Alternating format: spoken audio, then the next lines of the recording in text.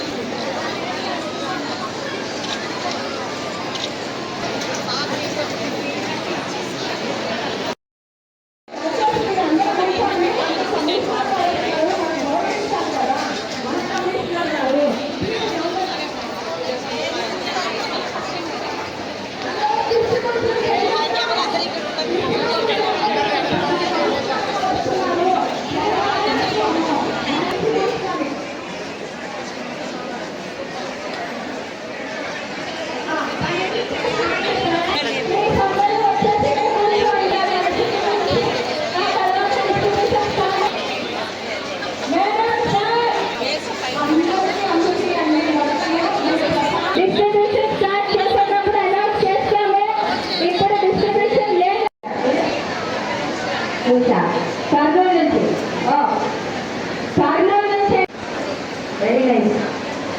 ఇప్పుడు వరంగల్ అయిపోయింది, ఇప్పుడు Kurnool, Maktal, no boundaries to city. ఈ రోజు వేల మంది ఈ యొక్క సిటీ ఆఫ్ టెర్రస్ గార్డెన్ లో సభ్యులై దీన్ని సక్సెస్ చేస్తున్నారు.